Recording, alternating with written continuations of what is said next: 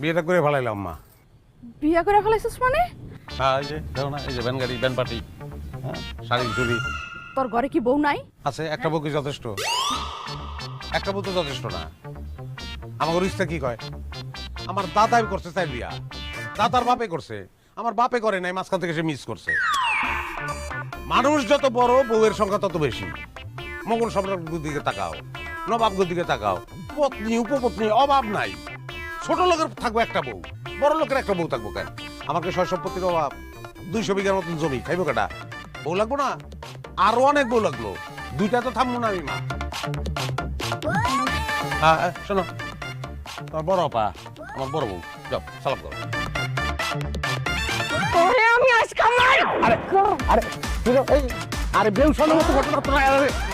এই দুনিয়ায় তুমি একটা বিবাহিত পুরুষের বিয়ে করলা না অবিবাহিত পুরুষের বিয়ে করলা, এটা তো ম্যাটার করে না। একজনের বিয়ে করলেই হয়। আপনি যা ভাবতেছেন আমি ঠিক তার উল্টাটা ভাবতেছি। কেমন? মানুষের জীবন তো একটাই, আমি তো আরেকটা জীবন পাবো না। একটা বিবাহিত পুরুষকে আমি কেন বিয়ে করব, তার সাথে কেন সংসার করব? আমি তো আরেক জীবনে একটা অবিবাহিত পুরুষকে বিয়ে করতে পারবো না, তাই না? কোথায় যুক্তি আছে, কিন্তু বিবাহিত পুরুষ তো অভিজ্ঞ, বিবাহ করছে, বিবাহের ব্যাপারে তার অভিজ্ঞ আছে।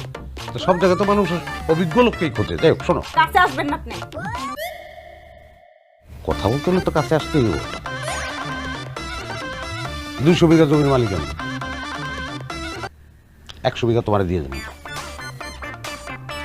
আচ্ছা যাও 100 না, 125 বিঘা দিলাম। আর মনে করো তুমি যদি একটা হ্যান্ডসাম ফকির নিয়ে বিয়ে করতা, তাহলে কি তো 2 বিঘাও পাইতা না।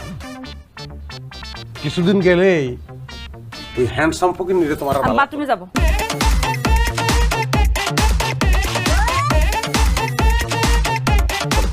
আপনি যাওয়া লাগবে না, কোন দিকে সেটা খালি বলে দেন।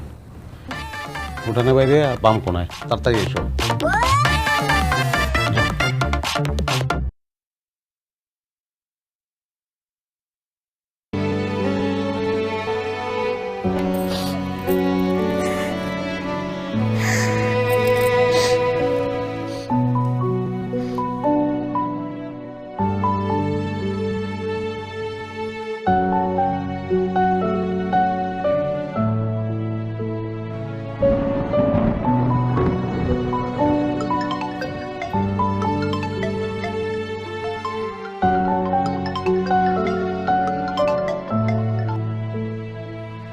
হ্যালো।